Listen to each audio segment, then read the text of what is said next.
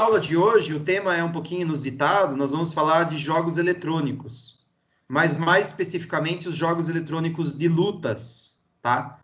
Porque eu acredito que tem a ver com o conteúdo da disciplina, com a crescente questão da cybercultura, do acesso tecnológico. Essa própria pandemia está mostrando, né, o quanto a gente está cada vez mais integrado com as tecnologias. Então, eu acho que é necessário pelo menos passar por esse conteúdo e pensá-lo enquanto componente da educação física, enquanto componente das lutas. E é até curioso, né, porque nós vamos perceber que vários elementos que nós discutimos ao longo do semestre, presentes nos jogos de oposição, também estão presentes nos jogos eletrônicos. Então, há uma simulação dessa realidade por uma via virtual, tá? Então, é um tema interessante de ser discutido. Então, a aula de hoje vai falar sobre os jogos eletrônicos e as lutas, tá bom? Bom, primeiro o contexto, né? O contexto da cybercultura. Como eu acabei de... Vocês estão enxergando a minha tela aí? Sim? Sim, Alguém pode... Obrigado. sim. Vejam, o nosso mundo, desde os anos 90, com a popularização da internet, ele mudou muito. Então, assim, eu trouxe dois autores que são destacados, mas existem muitos outros, né? Eu poderia trazer também, sei lá, Edgar Morin, Manuel Castells, enfim.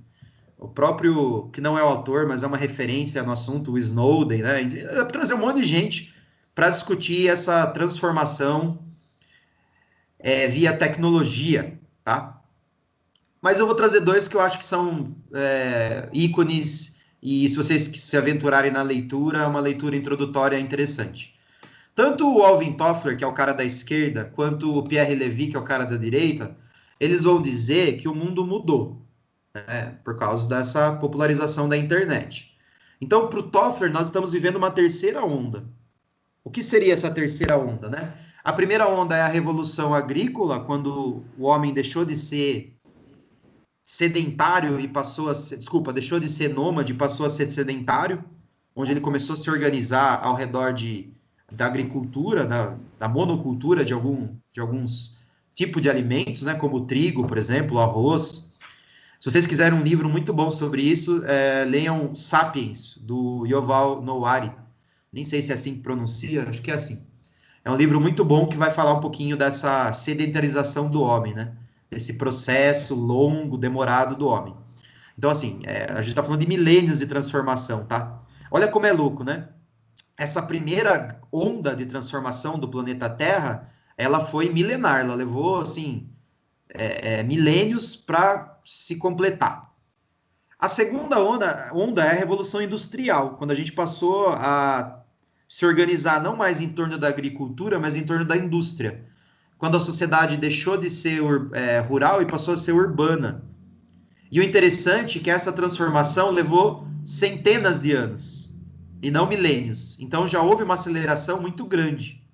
A terceira onda é justamente o nascimento de uma nova civilização, né? Uma civilização que não é mais industrial. Olha, não significa que a agricultura e a indústria deixaram de existir, não é isso, mas é que elas não são mais o centro da organização. Então a organização agora, ela é totalmente tecnológica. Nós estamos vivendo, né, o advento de uma sociedade conectada, que há uma verdadeira compressão do espaço-tempo, para citar um termo do Stuart Hall, um outro pensador da globalização, e alterando profundamente a maneira como a gente se relaciona um com os outros, com a realidade, com o planeta. Então, o Alvin Toffler morreu não faz muito tempo, falando ainda de uma quarta onda. A quarta onda seria a biogenética, né? A revolução molecular. Não a revolução molecular do Guattari, né? Falando de capitalismo, nada disso. Mas a questão da biogenética mesmo, do homem via tecnologia genética, né, se modificando e modificando a vida. Então ele morreu apontando essa quarta onda como uma possível transformação. E o curioso é que essa terceira onda, ela não aconteceu em centenas de anos, mas ela aconteceu em décadas, né? Então, se a gente pensar que a internet começou a ser disponibilizada para o público nos anos 90, então nós estamos aí há 30 anos de internet, e já é um outro planeta, já é uma outra relação com o planeta, já mudou completamente. Então a gente consegue quem é um pouquinho mais velho, assim, eu não que sou jovem, né? Mas tipo o Claudião, assim, ele consegue ver bem essa transformação da sociedade, assim, né? Uma sociedade industrial para uma sociedade tecnológica, na questão sistemas de informação. Eu tô brincando, eu também passei muito por essa transformação, né? Eu lembro ainda de você ter que ir na locadora para alugar filme, de você ter que comprar CD para escutar música, né? E isso aí acabou completamente, é um outro mundo, né? Os aplicativos hoje nos dominam. E aí o Pierre Levy ele também traz uma metáfora parecida, né? Ele usa uma metáfora bíblica para falar que o primeiro grande dilúvio foi o de água, né? O dilúvio bíblico, né? O dilúvio lá de Noé, etc. E agora, o segundo dilúvio que está acontecendo, e que pode também fazer com que a sociedade pereça, né? Porque a gente não está sabendo muito bem lidar com isso, é a informação. O que chove agora não é mais água, mas é informação. Como assim, né? Eu estava pensando exatamente sobre isso. Hoje à tarde eu recebi um WhatsApp, uma mensagem de WhatsApp com um link com mais de 400 livros à disposição de filosofia para baixar. Eu fico pensando assim, nossa, que legal. A primeira reação é você achar, puxa vida, que legal, né? Eu vou baixar todos. Aí você pensa assim, quantas vidas eu precisaria para eu ler 400 livros de filosofia? Então, olha, agora, antes a dificuldade era o acesso. Agora a dificuldade é a filtragem. Como é que se está chovendo informação, como é que eu me protejo, né? Tanto que as fake news são uma das maiores armadilhas da contemporaneidade, né? A gente não sabe muito bem no que acreditar, porque são fontes informativas para todo lado, tá? Então, ou seja, nós temos verdadeiras transformações nos nossos modos de viver, uma verdadeira criação de uma inteligência coletiva. Então, o que é uma inteligência coletiva? São as tecnologias criando formas de pensar que mudam a nossa própria maneira de ser. Vou dar um exemplo bem besta, sabe? Quando você consulta um site para saber se uma loja é confiável ou não, a gente está falando de uma inteligência coletiva. Quando você consulta eu recomendo um site muito bom chamado, um perfil de Instagram e Facebook, chamado Sleeping Giant. É onde ele está cobrando as empresas de ficarem mandando notícia para site falso. Então, assim, sites que propagam notícias falsas, eles também monetizam. Então, esse perfil de Instagram e Facebook, ele está avisando as grandes empresas que elas estão monetizando sites de notícias falsas. Então, daí o que essas empresas fazem? Cortam o financiamento, forçando empresas como Facebook e YouTube a controlarem melhor o fluxo monetário da sua plataforma, né? Então, isso é uma inteligência coletiva. Então, se há uma inteligência que cria fake news, houve aí uma contra-inteligência, digamos assim, uma maneira de combater o fake news, tá? É desse tipo de sociedade que nós estamos falando, e os jogos, eles estão Professor, nesse contexto. Oi, vou pode falar. interromper.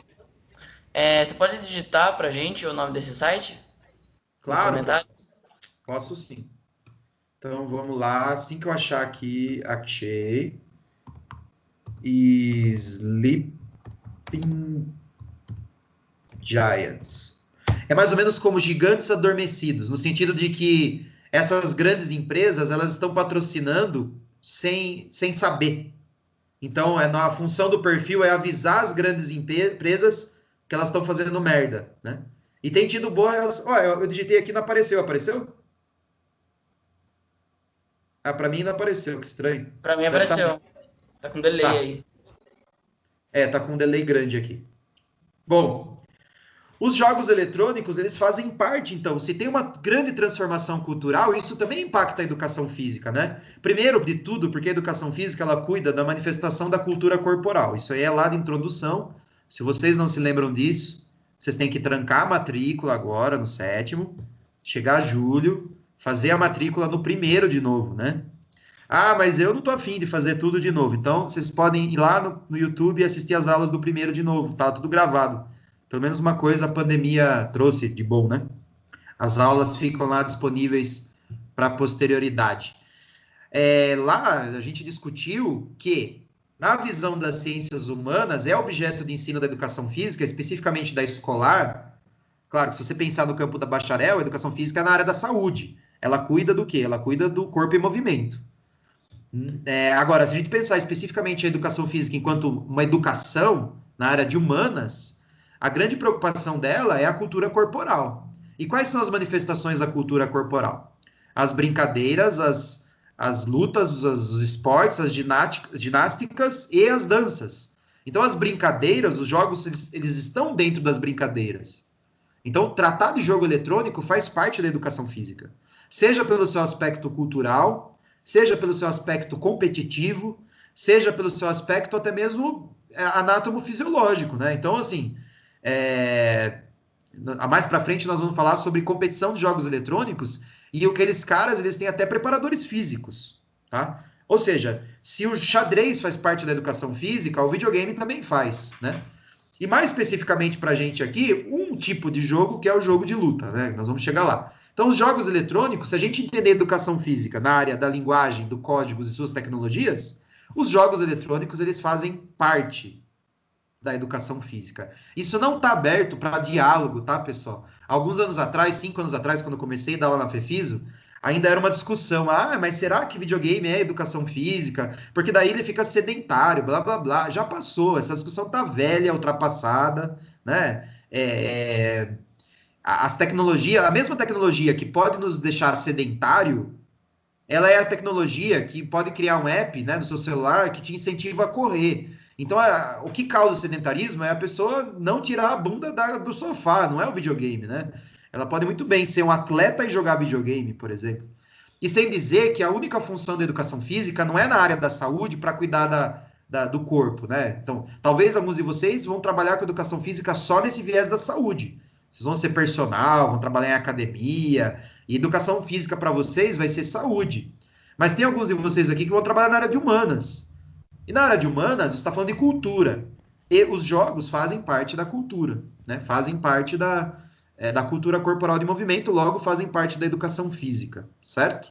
Bom, então o grande objetivo dessa discussão é abordar esse fenômeno dos jogos eletrônicos enquanto uma atividade de entretenimento das novas culturas, com o intuito de refletir sobre as possíveis implicações de suas práticas em detrimento das práticas dos jogos populares, que é um outro debate que nós vamos fazer no final. Pô, então quer dizer que o avanço das brincadeiras eletrônicas, dos videogames e similares, eles estão destruindo os jogos populares, então ninguém mais joga peão, porque agora a criançada só fica no tablet. Então essa é uma discussão lá para o final da aula, tá? Vamos nos aventurar um pouquinho primeiro. As imagens que eu escolhi são de jogos clássicos, né? Talvez os mais clássicos e conhecidos aí sejam esses três. No campo das lutas, claro, né? Jogos de luta, o Street Fighter, o Mortal e o King of Fighters, né? Mais para frente eu vou falar um pouquinho sobre isso também. Bom, vamos aqui alguns conceitos de jogos eletrônicos, né? Então acho que todo mundo sabe, tem aqui só para ajudar vocês, né? Conforme a gente foi criando novas formas, novas tecnologias de informação e de sistematização de dados e de comunicação, essas tecnologias foram sendo incorporadas para muitas coisas, entre elas para jogar, né? Então essas definições elas tratam disso, de novas formas, né, novas criações do homem que permitem pensar a questão do lúdico, a questão do entretenimento de formas diferentes, à distância, de forma individual.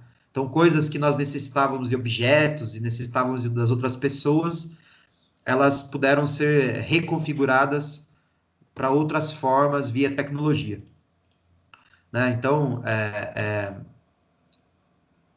um pouquinho do resumo da aula, né? Nós vamos falar sobre a expressividade e conceituação dos jogos. Depois vou fazer um breve histórico dos jogos eletrônicos, bem rápido, assim, a história dele, quando ele começa. Daí eu vou apresentar para vocês as categorias dos jogos eletrônicos, para destacar das lutas. E por último, nós vamos fazer essa reflexão aí na questão dos jogos populares, tá? Esse é o andamento da aula hoje, certo? Então aqui são outros, eu considero os anteriores, os mais famosos, né? Esses que eu apontei aqui, né? Esses três aqui. Logo na sequência, vindo muito próximo desses dois, né? O Tekken e o Virtua. Por quê? Porque eles são feitos com polígonos, né? Então eles aparecem ali já nos anos 90, enquanto aqueles outros aparecem nos anos 80. Então tem uma diferença aí de uma década entre um e outro, por quê? Porque o processamento de polígonos ele era mais poderoso, então ele chegou numa geração posterior das plataformas. Né? Então, os jogos 2D com desenho animado, né? É a mesma tecnologia fazer filme da Disney, por exemplo, né? Alguém desenhando vários quadros, né? E aí anima o quadro e depois eletronicamente possibilita o controle desses quadros. Aqui não, aqui é geração de polígono, é outro tipo de processamento, tá? Bom, vamos então à expressividade. Por que é importante falar sobre isso, né? Primeiro porque hoje praticamente está na vida de crianças e adolescentes, né? Essas fotos são meio toscas, né? Eu fiz a apresentação faz tempo, mas a verdade é que cada vez mais, hoje eu trocaria essas fotos, né, por crianças com tablet e celular na mão. Então, assim, cada vez mais cedo as crianças têm acesso aos jogos eletrônicos, né? Então, a infância está sendo cada vez mais habitada por jogos eletrônicos. Isso pode até gerar um problema que nós vamos discutir no final. Então, isso possui uma expressividade, então é importante de ser discutido. Entre os adolescentes, então, nem se fala, né? Eles começam a ter mais autonomia, mais liberdade para fazer coisas. Então, existe até profissionalização de praticantes desses jogos que antes dos 20 já ganham muito dinheiro e fazem só isso da vida, só praticam jogos eletrônicos, né? Principalmente os jogos competitivos, sejam eles de luta ou não. Então, isso é extremamente expressivo, né, na infância. Mas vai um pouco além disso, tá? Já teve a sua importância muito grande em lan houses. Nos países que têm mais acesso à internet, isso é diminuído, tá? Então, no Brasil, isso tem diminuído. Cada vez mais as pessoas conseguem fazer a partir de provedores online, né? Faz serviço de streaming. Então, tá chegando aí uma verdadeira Netflix dos jogos, por exemplo, né? O Google Stadia, que é uma criação recente, fracassou, mas está caminhando para isso, né? Assim que a internet extrema, banda larga, gigante, for popular em boa parte do mundo, o processamento não vai ser mais local, na máquina do usuário. O processamento vai ser na nuvem. Você só acessa e controla via remota, igual uma Netflix também mesmo, né? Mas isso é nos países mais envolvidos. O Brasil é um intermediário. Em muitos países do mundo, ainda a Lan House ainda é muito popular. Então é um local, né? Todo mundo conhece isso, foi muito popular no Brasil.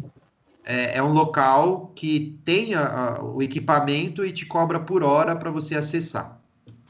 Então isso é muito presente em vários países. Mas também os jogos eletrônicos, eles estão presentes também em empresas que fazem simulações, jogos de aprendizado mesmo, para ambiente empresarial, e até mesmo em locais esportivos, assim, né? Então, de repente, tem sistemas de emulação para treinamento de corrida.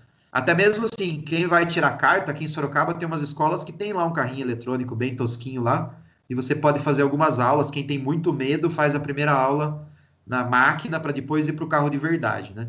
Então, isso é muito comum em simulação de avião também, para você tirar brevet de piloto. Ou seja, cada vez mais presente na nossa vida esse tipo de relação, né?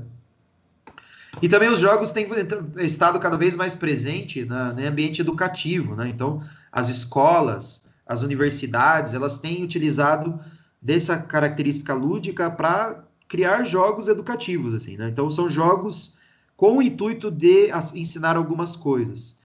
Os jogos que são criados para lazer, eles já possuem o potencial de aprendizado, né? Então, o Vinícius, que é um menino que se formou uns 2 anos atrás, ele fez um TCC pela Fefiso mesmo, onde ele defendeu a ideia de que os jogos possuem potencial para além do entretenimento, né? Então você pode aprender história jogando um jogo histórico, por exemplo. Você pode aprender raciocínio jogando um jogo que demanda uma resposta rápida. O jogo não foi criado para aquilo.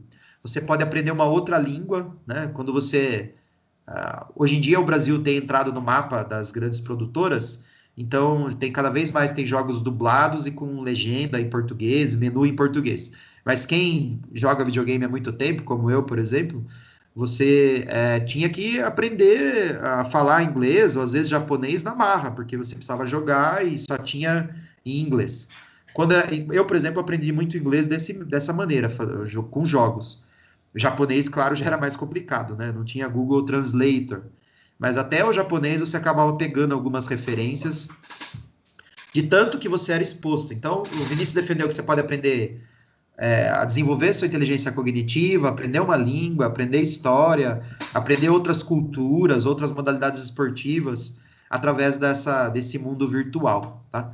Mas também existem aqueles jogos que são criados para isso. Cada vez mais tem investimento em ensinos lúdicos, né, nessa gamificação da educação. É uma coisa que tem crescido. Se isso é bom ou se isso é ruim, é uma outra discussão. Não estou entrando nesse mérito aqui agora, tá? É uma aula de lutas, eu quero chegar logo no que interessa. Mas é uma discussão, assim, muitos vão dizer que é nocivo esse tipo de despersonalização do ensino, né? Enfim, fica para outro dia essa discussão. Bom, então a gente chega à conclusão que é uma indústria que movimenta muito dinheiro, que cada dia mais ela ganha adeptos, ela tem avanço constante na sua capacidade de interação e na sua capacidade gráfica, né? Ela tem cada vez mais pesquisadores estudando isso, e ela estimula a criação de narrativas, desenvolve habilidades cognitivas, faz você tomar decisões e criar estratégias. Recentemente, até o desenvolvimento motor está envolvido.